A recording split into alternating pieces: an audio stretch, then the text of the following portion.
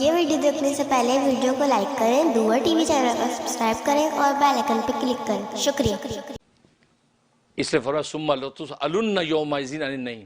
حدیث میں آتا ہے کہ نبی کریم صلی اللہ علیہ وسلم بھوک کی تکلیف کی وجہ سے گھر سے باہر، حجرے سے باہر نکلے تو ابو بکر عمر کو دیکھا، وہ بھی کھڑے ہیں۔ فرمایا کہ تم کیوں کھڑے ہو؟ کہا جی بھوک نے گھر میں بیٹھنے نہیں دیا، بھوک سے بے تاب ہو کے باہر نکل آئے۔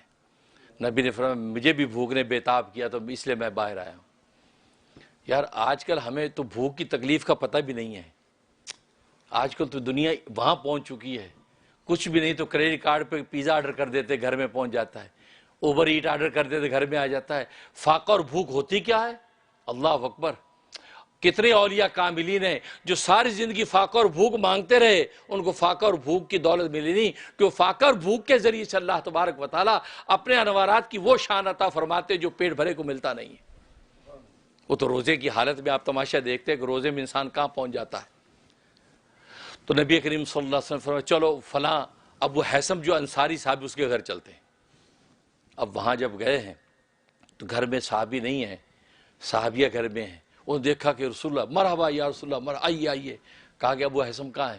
کہا جی وہ ٹھنڈا پانی بھرنے کے لیے گیا کنویں پہ دور۔ کہا کہ اچھا، کہ نہیں کہ آپ بیٹھے چادر بچھا دی، بڑی خوش ہوئی، بیٹھیے آپ۔ اتنے میں ابو حیثم ٹھنڈا پانی لے کے آ گئے۔ اب نے دیکھا کہ رسول اللہ صلی اللہ علیہ وسلم موجود، ابو بکر عمر موجود۔ کہہ لگا کہ سبحان اللہ، اللہ کا شکر ہے میرے سوا آج روئے زمین پر کوئی ایسا شخص نہیں جس کے پاس مجھ سے زیادہ معزز مہمان ہو۔ میرے پاس ایسے معزز مہمان اور رسول اللہ اور ان کے دونوں جانشین یہاں موجود ہیں۔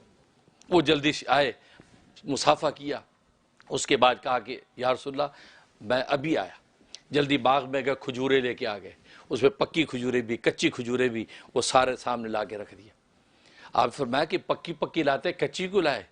کہا یا رسول اللہ صلی اللہ علیہ وسلم میں نے سوچا آپ کا پکی کھانے کو جی جائے پکی کھائیں، کچی کھانے کو جائے کچی کھائیں، اور آدھی کچی آدھی پکی جو ہوتی وہ بھی لائے۔ فرمایا وہ کھانے کی جائے وہ بھی کھائیں۔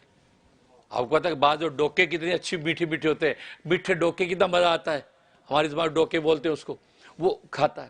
اور آدھی کچی آدھی پکی وہ رسول اللہ صلی اللہ علیہ وسلم کو بہت پسند ہوتی تھی، وہ کتنی لذت دیتی ہے، اور پوری پکی۔ تو یہ محبت اصل میں یہ سارے عنوان محبت کرواتی ہے۔ اگر محبت ہے محبوب سے خود ہی انسان سارے عنوان قائم کرتا ہے۔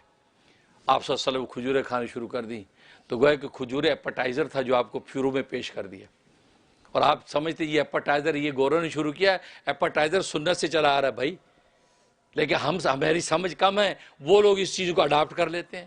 اس لیے گھر میں آنے والے کو فوراً کچھ تو پیش کر ہی دینا چاہیے، پانی دے دیا جلدی سے، جو کچھ ہے اس کے آگے رکھ دو، اس کے بعد آپ بریانی بنانا شروع کرو۔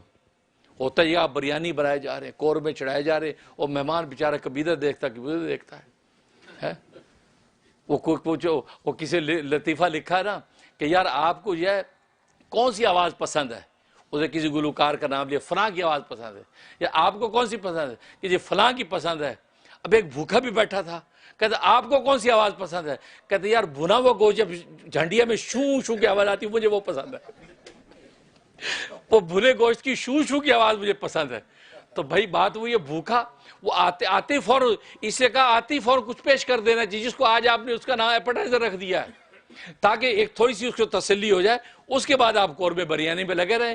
ہوتا یہ کہ بعض گھروں میں جانا ہوتا ہے، وہ قورمے بریانی او ماشاء حضرت صاحب آئے، بس پھر بھول گئے، وہ چولہے پہ بریانی اور قورمے 2-2.5 گھنٹے۔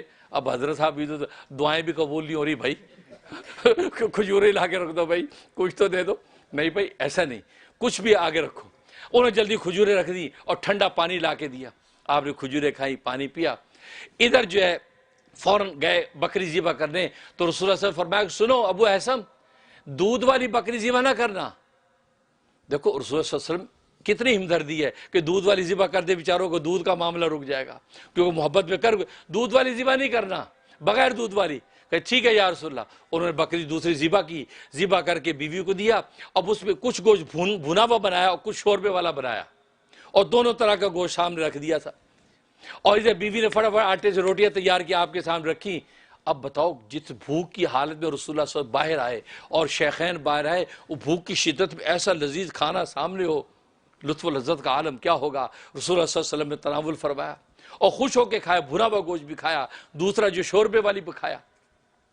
اس کھانے کے بعد آپ نے فرمایا اپنے دونوں شیخین سے، فرمایا کہ ثم لتسألن یومئذ عن النعیم، کل روز قیامت میں اس نعمت کے بارے میں تم سے پوچھو گی کہ یہ نعمت کھا کے، اللہ کہے گا یہ نعمت کھا کے تم نے میرا کیا حق ادا کیا، کتنے سجدے کیے، کتنے ذکر کیے، کتنی تلاوتیں کی، کتنے اللہ کے بندوں کی خدمتیں کی ہیں، یہ جو تمہیں اللہ نے نعمت دی ہے، تو گویا کہ فرمایا کہ اس کی پوچھ ہوگی۔ اور آپ سوچیں یہ تو ایک کسی موقع پہ رسول اللہ کو یہ چیز مل رہی ہے اور آپ یہ بات کہہ رہے ہیں، اور ہم تو صبح شام اسی طرح کا کھانا کھاتے ہیں، اور ہم نے کبھی سوچا بھی نہیں کہ ہم سے پوچھو گی۔ سوچے کیوں پوچھو گے، بیار خود نوکری کی، کمایا بھائی، کمایا اپنے ہاتھ کی کمائی کا کھا رہے ہیں بھائی، نہیں تو کیا پدی کا شوربہ، پدی کا شوربہ اس کی رحمت و فضل ہے جسے تمہیں کھلا دیا، اس لیے اس کی پوچھ۔ لہذا جب کھا لیا، ایسا مل گیا، ایک اللہ والے فرماتے ہیں جب ایسا کھانا مجھے ملتا ہے میں اس کے بعد 10 نفلیں پڑھ کے خدا کو راضی کرتا ہوں۔ ایک اللہ والے فرماتے ہیں میں کونے میں بیٹھ کر 2000 دفعہ کلمہ پڑھتا ہوں، لا الہ الا اللہ محمد رسول اللہ، 2000 کلمہ پڑھ کے خدا کو راضی کرتا ہوں، یا اللہ تیری نعمت کا حق ادا ہو جائے۔ جب رسول اللہ نے یہ فرمایا تو صحابہ پریشان ہو گئے۔ شیخین نے کہا اچھا پوچھو گی، اس کی بھی پوچھو گی، کتنے دن کے بعد ایک چیز ملی؟ فرمایا کہ اگر تو اس پوچھ سے بچنا چاہتے ہو تو تمہیں ایک دعا بتاتا ہوں، ایسا کھانا کھانے کے بعد وہ دعا پڑھ لیا کرو، اللہ تبارک و تعالیٰ کی نعمت کا شکر دنیا میں ادا ہو جائے گا۔